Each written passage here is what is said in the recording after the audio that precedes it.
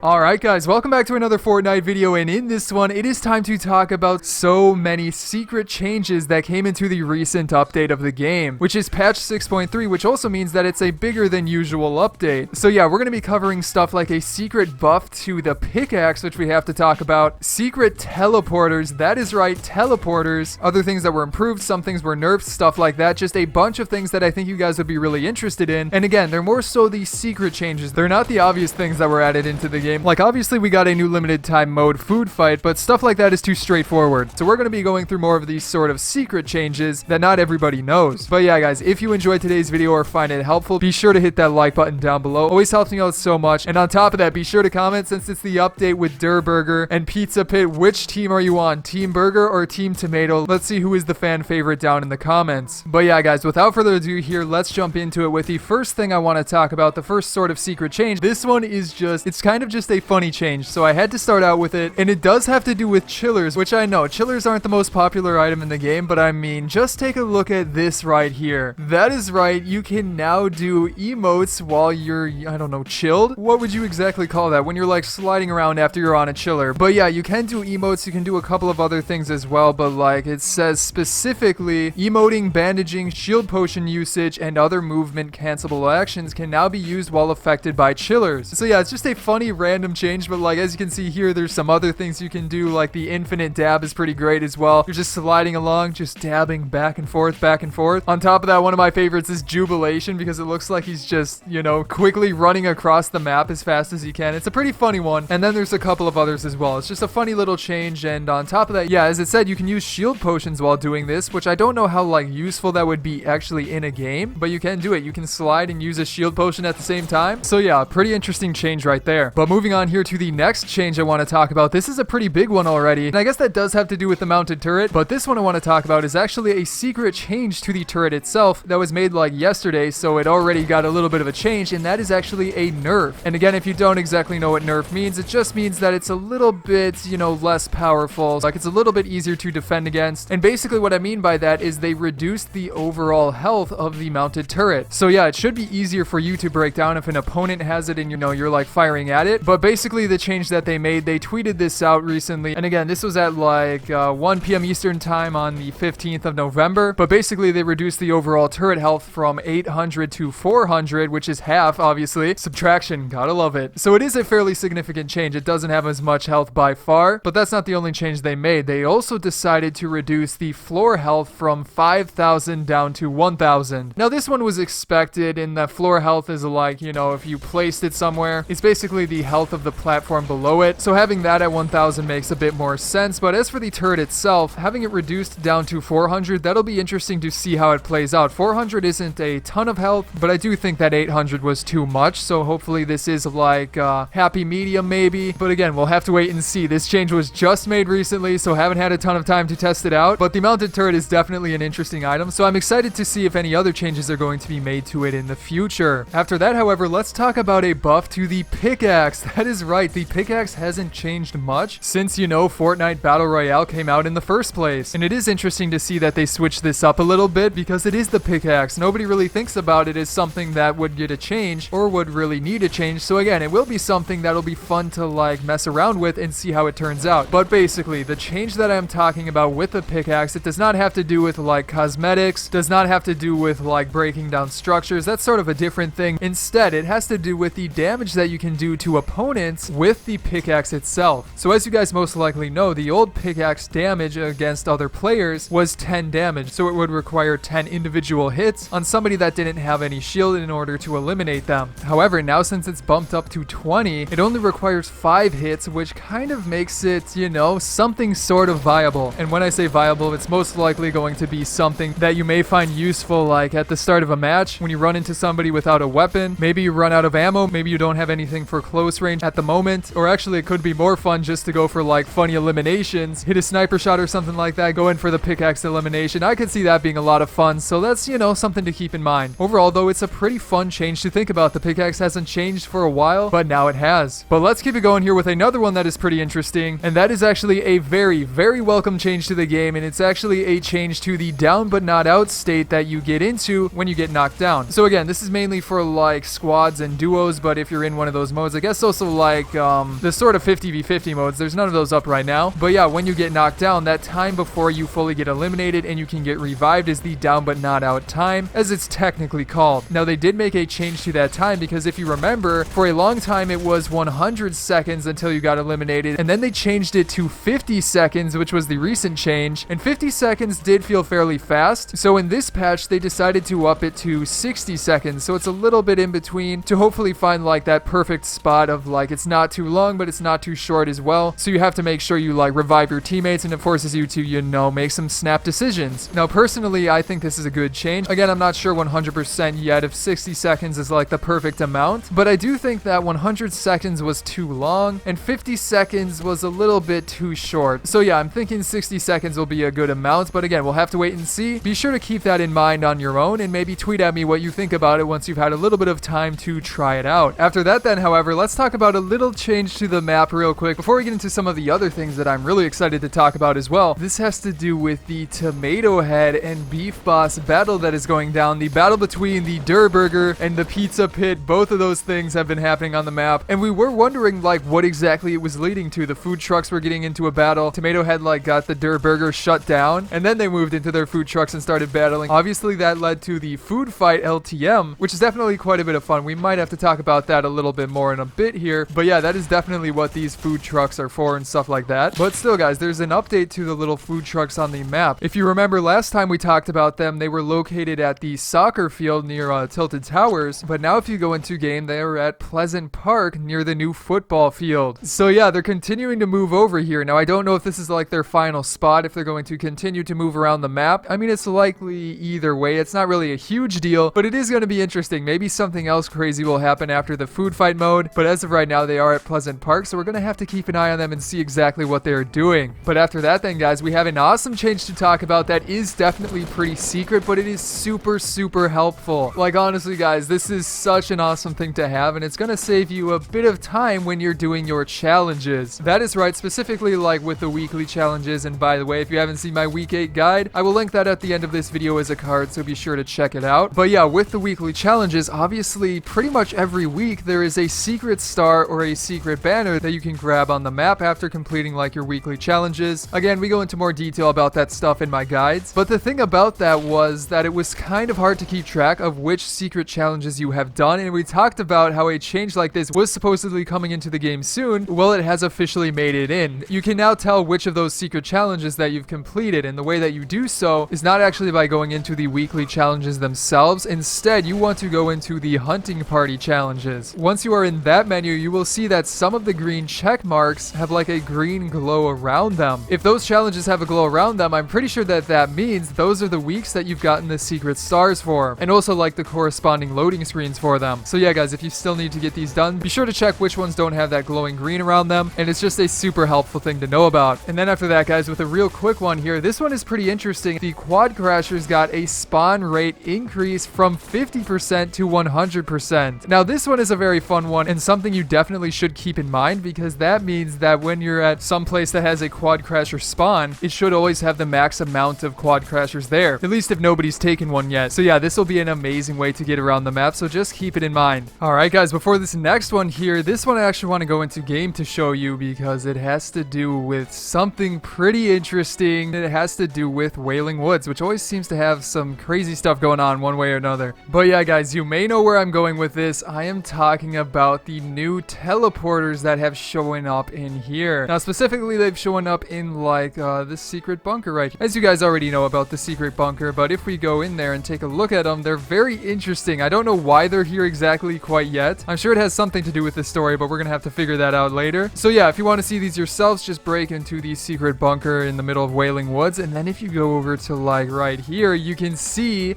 secret teleporters, and they're like all around here. There's one over there, and then a fourth one on that side as well. Now, as you can see, they're kind of similar to rifts. Like if you look at them from this way, and also I believe if you go back here, the rift is still there. Like, yeah, they kind of have a similar effect, but obviously they're a different shape, and when you get close to them, they form into this like arrow, and I don't even know what to say about it. So then, of course, once you go in it, it teleports you to the other side. And I guess when I say other side, I mean like one of the random houses that has these in the basement. We talked about these random like secret little entrances, so I guess they had this planned all along, which is pretty crazy. So if we go back, we go to the center again, then we can go around to like over here, go into this one, and it'll teleport us to the cabin over on the north side of Wailing Woods. And then if we go to this one, which is on the east, it'll move us to the east cabin, which is pretty interesting. And then for the final one, I think it was this one. Did we already do this one? No, I don't think we did, but this is the south one. So yeah, guys, they're very interesting. We're gonna have to figure out what exactly they mean, but I mean, if you're down here and you want to teleport around, you can use these to get a good amount of loot from the different cabins. So it is a pretty interesting thing. Definitely thought you guys should know about it. And then after that, guys, there's a couple of other changes I want to talk about real quick, just so you guys know about them, but they're not like gigantic changes. And the first of which is that damage numbers will now show up in the starting island, and then it goes on to say that no damage will transfer to challenges as well. And also I believe that when you're on the starting island, you can go down to like 1 HP, but you won't go below that as long as you're on the starting island. So I'm sure you guys noticed that, but those are the details of it. Again, it does not work for challenges, but it's something to know about. On top of that, they also made some changes to the food fight mode, which you may or may not have noticed, but there's a bunch of like specific ones, like the mascot health has been decreased from 200,000 to 100,000, so halved. They decreased the mounted turret drop rate by 50%. There's a few other things that have to do with this storm, and actually it's only really one thing, I believe. It says that they added the timer of Storm 4 to Storm 3, and basically that means that there will only be 3 complete storm circles, so something just to keep in mind there. And then they also reduced the auto mascot damage by 40%, which is like the damage that happens, I think, automatically during the game, just so you know the game doesn't go on forever. But yeah, the most interesting change right there is that the mascot health has been decreased. I did play this mode a little bit, I only had a tiny bit of time, but I did feel like the mascot health was a little bit too much, so that's a good change. Definitely pretty fun overall. But yeah, guys, that is going to be it for today's video. I hope you enjoyed it, and if you did, be sure to hit that subscribe button down below for more update videos like this coming out in the near future. On top of that, you can check out my previous videos like my week 8 guide on the left, and then another fun video I'm sure you will enjoy on the right. But other than that, guys, I hope you enjoyed this video, and I will see you in the next one.